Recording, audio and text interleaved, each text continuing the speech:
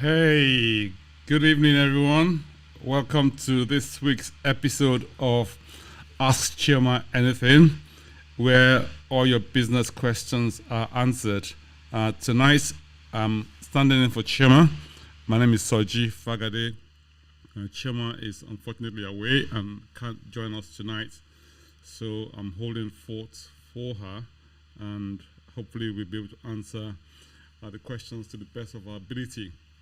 Um, just for a bit of housekeeping, for those of you who haven't been here before, we live stream every Tuesday on Facebook, and we also live stream to our YouTube channel. Both platforms are called Enterprise Experts. The Facebook page is called the business page of Enterprise Experts. So if you go to Facebook, you'll see us there. If you haven't joined us on Facebook, you can't join us. You can join our group as well. We've got an Enterprise Experts group. And if you haven't followed us on YouTube, please by all means subscribe to our channel. Obviously, the more the merrier. We want to help as many people as possible be better business people and make better business decisions. So if you click on the subscribe button, you would be able to get notified every time we post stuff. In actual fact, you actually need to click on those buttons. I think the first one is the subscribe button, which appears on your screen now, and the other one is the I'll trust the phone to go when you're having a broadcast. That's the beauty of live broadcast for you. Anyway, yeah. So right, so you get the bell button there, which sort of lets you be aware that we've posted stuff, and you can always by all means get notified. So please, we'll appreciate it if you can use those buttons to subscribe and to get notified. Right, so that's it for the housekeeping elements. Right, if we move on very, very quickly, we also know that we are on Enterprise Experts. Actually, we're on Instagram as well. So please follow us on Instagram and tell your friends about us too. We'll happily have them on here too. So last week we had a couple of questions, and one of the other questions we had was the fact that somebody wanted us to talk about the business model canvas. Now, I love the business. I don't know if for those of you who don't know what the business model canvas is. It's essentially a tool that people or business owners kind of use to model the businesses, create business models, and in actual fact, it can be a universal tool that you can use to determine whether or not your business is going to be viable. It also helps you sort of take the steps to create a plan for yourself. And once you create that plan, you can sort of see where all the key parameters are for your business. So it's actually really, really good. And the good thing about the business model canvas is, from my understanding, also is that if you look at the business model canvas as a tool, you find that it has this two sides to it, right? There's what I call the customer side, and the other side is what I call the supplier side, i.e. those who manufacture the goods or services or provide the goods or services on one side, and the people who actually buy it on the other side. So it has this thing that allows you to sort of split into two. Now, what am I talking about? Let me just sort of share what the business model canvas looks like, so that makes it a little bit clearer what I'm talking about. So here's business model canvas. If I publish this, that would help us to see it better. Right, so here we are. Right, so I'm there in the corner at the bottom, but if you look at the top of this, you see that it's got key partners at the top left-hand corner there. You see this is key partners. Who are your? If you look at it as a business owner or service provider, who are your key partners? Who are your key suppliers? Now, which key resources are we actually acquiring, from the partners, and which key resources, so which key activities do the partners perform, and you also want to sort of check out what the motivation for the partnership is. Is it for optimization? Is it for economies of scale? Are you trying to reduce risk or uncertainty associated with your business? Or it may involve you being able to acquire particular resources or activities. So that's one element of. So you kind of identify as a business owner what those answers to those questions. That's the first part. The second part, if you look there, it says, what are the key activities that these people carry out? What key activities are you carrying out in your business? So what key activities do our business value propositions require? So if, for instance, we sell, what's the word? We're an airline company. We provide travel resources to our customers. So what are the key activities that drive that, you know? Where are distribution channels? What are they like? I mean, what customer relationships do we build or nurture?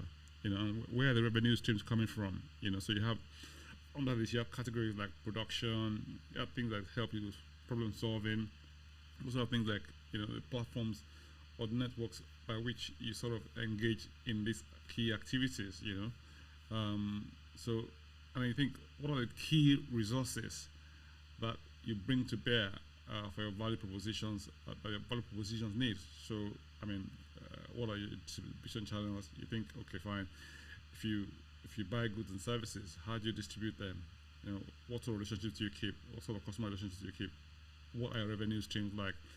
And you think of the type of resources. Are they like physical resources? You might have vehicles, you might have premises, or is it intellectual? I mean, they're not really physically tangible, but they're like things like brand, patents, you know, copyright in goods and data that you keep, which you may not necessarily have them like in physical realm, but they exist, you know, but they are really valuable resources that you need for your business. Then you have also the human resources, you know, and then you might also think you also need financial resources as well. So, I mean, that's on the one side. Now, if you look on the other side, okay, you have the value proposition. Now, what value are you offering to the customer? So by the time you define this thing, right, you find that you're beginning to build a picture of what your business looks like. Now, which one of your customers' problems are you trying to solve? You know, what products or bundles of products are you putting together? You know, they're offering to your customers. You know, or each customer segment, depending on if you have your customers segmented. You know, and which customers are you satisfying the most? You know, so or which customer needs are you satisfying the most? So all of these things help you in defining what the value proposition is. Of course, you think in terms of, okay, I mean, kind of characteristics that your value proposition is. Is it the novelty because it's new? Is it that it performs on a particular level, that its performance is so great that you think, oh wow, we've got the fastest car going. You know, we've got it has better fuel efficiency. You know, or it's customized in a particular way to deliver a certain customer experience, or it's very good at getting the job done, you know, or it has this design characteristics that makes it so fantastic that you cannot do without it. So, or we may have a brand or status, you know, it might be like a Rolls Royce or a Bugatti, for instance. You know, you have a Bugatti or a Rolls Royce, it's like, yes, you need to have that sort of car to make a statement. So, and then of course, is it a price base? I mean, is your proposition based on price, or you think, oh, you're offering the best price or value for what you're delivering to your customers? Are you helping them reduce costs, you know, or is it something that helps to reduce the risk that they sort of encounter when they use your product? Or is it one that gives you accessibility to those products? Or it could be a matter of convenience or usability. So all of these value things, all of these value propositions are things that you want to sort of take into account when you're considering value propositions for your business. You know, so I think those are key elements. If you look on the right hand side, like I said, of that chart, you see where it talks about customer relations. You know, now, so if you think of your customers, you kind of think of them in terms of, okay, what sort of relationship do you want to have with each of your customer segments? You know, there might be segments who who are like high earners, or there might be segments who value particular type of service or solutions, which may not necessarily appeal to other segments because maybe they're older or younger, and then what sort of relationship do they expect you to maintain with them, so what have you established with each one, and then how do you integrate them with with the rest of the business model, and how expensive are they? I mean, you find some businesses who have different type of customer segments. If you look at the airline industry, for instance, you have companies that sort of run what I call the two broad spectrum of service delivery within the industry. What I mean by that is that you have those who do the no frills, the EasyJets of this world, the Ryanairs of this world, or the BMIs, smaller companies that sort of run no frills, value-based services, and those that run the full scale, whereby they allow you to bring in, have 2 suitcases. You can have carry-on luggage, which you wouldn't have with the budget airline, and you can only have one piece of luggage. Seats are crammed.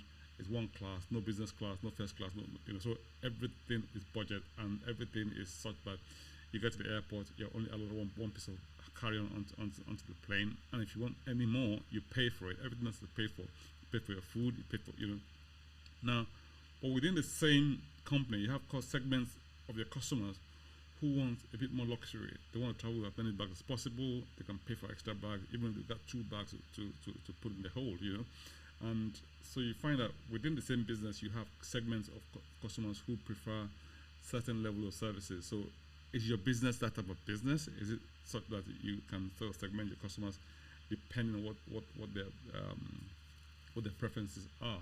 And how expensive are they? I mean, in terms of keeping them as customers. So you think some customers require personal assistance, or do they need what you might call dedicated personal assistance, whereby you have to sort of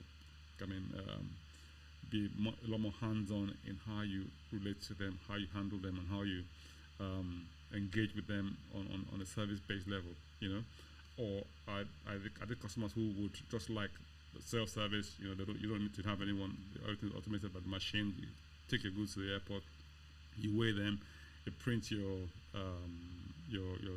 boarding pass for you, you print the luggage tag for it, or you just push it in, and it's all taken in, or do you need a community, or do you exist within a community whereby everyone engages on that community, or do you co-create? So all of these things are things that help you to determine what sort of business model you want to have in your business. So as a business owner, you need to have as many of these examples as possible to enable you understand that, look, there's so many things that you as a business owner can do to create a model that suits your customers' needs, create a model that enables your operations, create a model that allows you to be flexible in this type of service that you have. And the business model canvas is such a fantastic piece of it's like a template, really. So it allows you to think. It helps you to sort of visualize. Once you put on all of these things, you can see that your plans begin to come together. You can see that your thinking begins to take shape, and you can plan a lot better. I hope you guys have enjoyed this. I hope Chioma will be back next week. I hope, but if she's not back, I'll be here to stand in. I'm having so much fun. I'm not saying Chioma stay away, but hey, I'm really enjoying taking these segments for her. So I very much look forward to seeing you guys here next week, and hope you've had a good time. By all means, please, if you found anything interesting, please leave your comments, and if you have any questions, you can leave them again also in the comment section. If you have not followed us already, please follow us on Facebook, subscribe to our YouTube channel, and follow us on Instagram, and as well as on Twitter. Thank you so much, and look forward to seeing you next week. Thank you so much. Have a good night. Bye now.